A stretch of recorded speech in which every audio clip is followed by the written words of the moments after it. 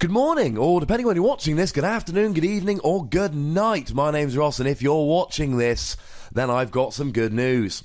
It means that we have hit 10,000 subscribers, a number which I genuinely didn't think until recently I would ever hit. It's time for a celebration, ladies and gentlemen, and my chosen celebration on this wonderful morning is showing you the best Pokémon card ever.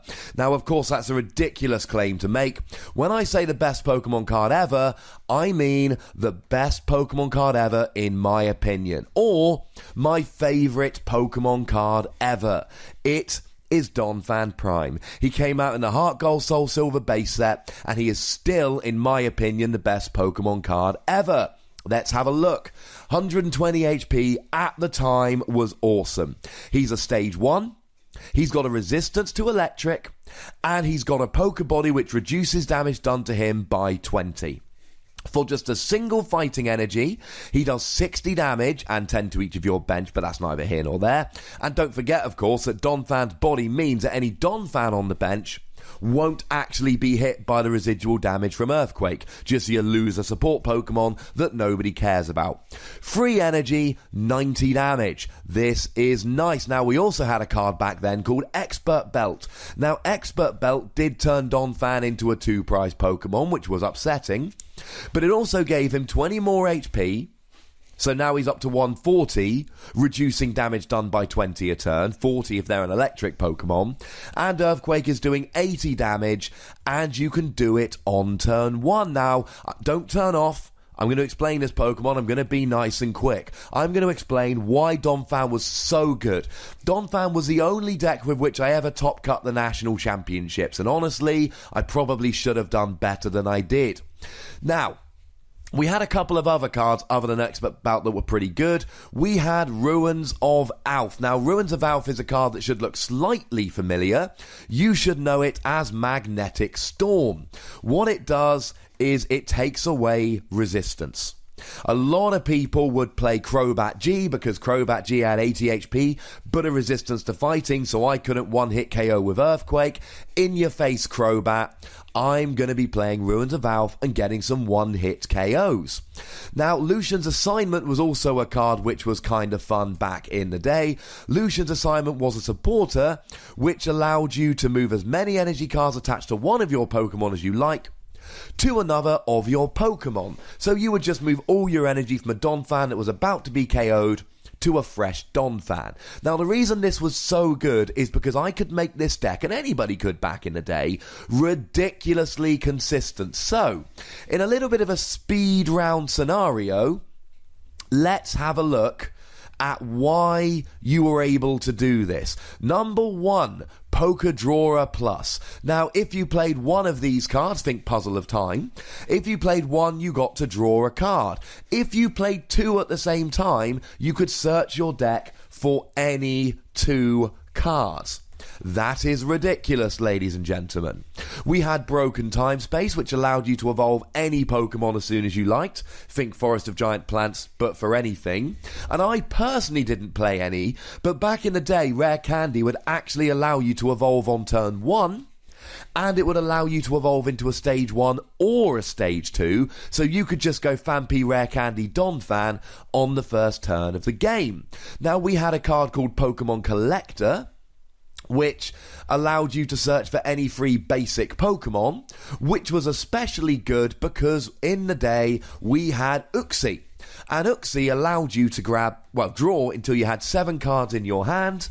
Think of it like Shaymin EX, but 1 extra card, and it wasn't an EX Pokemon, it didn't give up 2 prizes. Now, we also had Uxie Level X, which was a card you would play if you could afford it, because this card was expensive. Now, Level X's were a bit of a pain, because you could only evolve it when it was in the active, so you'd need to find a time to get Uxie active, evolve and retreat. But you could just look at the top 2 cards of your deck, put one in your hand and the other on the bottom of your deck. And as if that wasn't enough, we had Unknown R that you could use to discard him and then draw a card.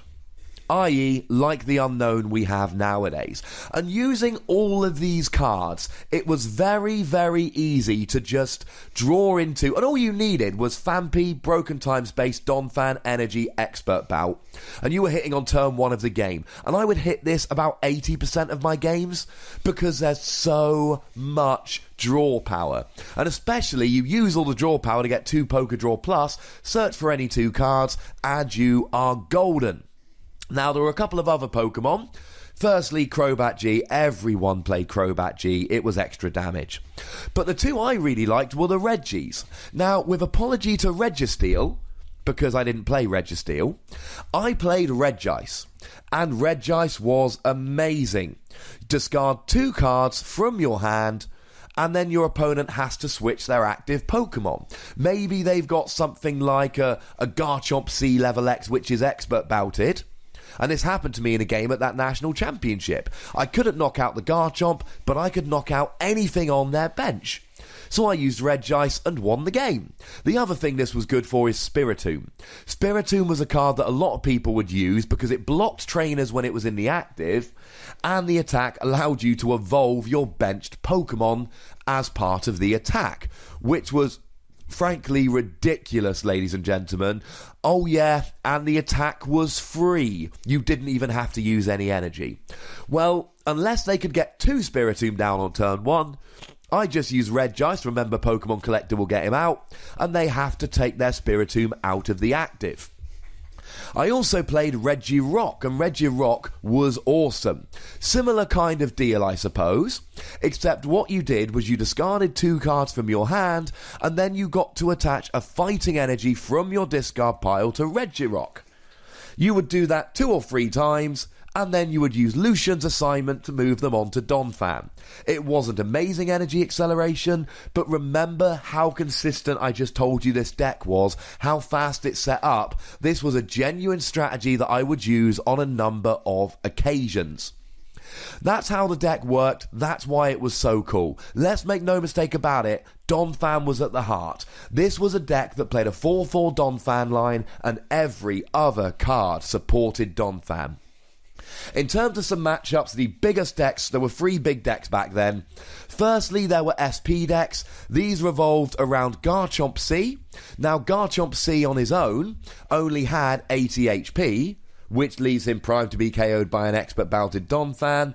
The level X had 110, but again, if you can get free energy onto your Donphan, that's 110, and you win. Plus, Garchomp C is only actually doing 80 damage to Donphan. Oh wait, no it's not. It's doing 60 damage to Donphan because of the ability, or the Poker Body as it was back then. And that means that you had a very good matchup. The other big SP Pokemon back then was Luxray G level X, who firstly had about the same HP, but far more importantly, Luxray GL had 80 HP and 110 HP, and was weak to fighting. You ran through him like a hot knife through butter. The other deck around at the time was Vilegar, which was Vileplume, who blocked trainers in the same way that we do nowadays with Vileplume. It used a Spiritomb card I said about, and it used the Gengar, which would come along and, you know, just essentially spread damage around with Shadow Room, or do more energy for every trainer in your hand with Poltergeist. And this was not as bad a matchup as it looks, because you would use Regice to get rid of the Spiritomb, set up your Donphan, and this came down to the worst thing in the Pokemon game ever: fainting spell flips. You knock out Gengar, they flip a coin. If heads, Donphan's also KO'd. So I do all the work and they get a prize as well. Worst thing we've ever had in the Pokemon trading card game. If I could avoid fainting spell flips in this matchup, I'd win about 70% of the time. Now, the other deck which was good is Gyarados. I couldn't beat Gyarados. Gyarados was utterly ridiculous. It had resistance. It one-hit KO me. I was doing naff all. I had nothing against Gyarados. The only thing I had against Gyarados was that they would play Sableye, which forced them to go first.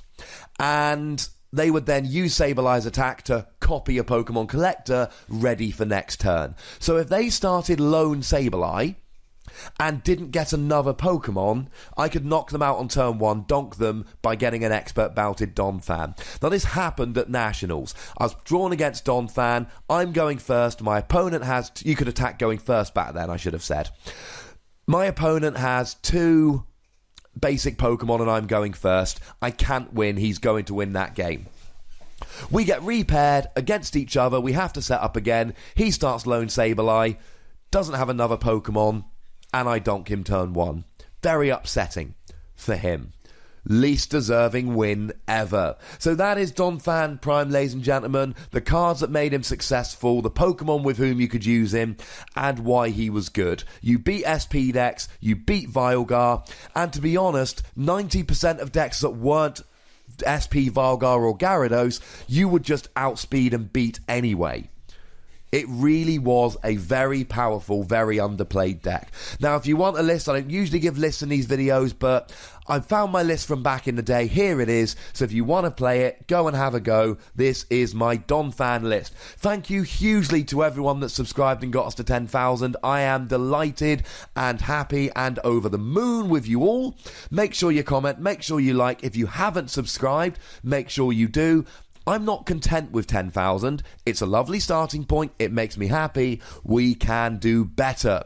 Follow me on Twitter @TheWassy. And as always, the most important thing, look after yourselves until next time. Thank you very much for watching. My name is Ross, and you've been watching PTCG Radio.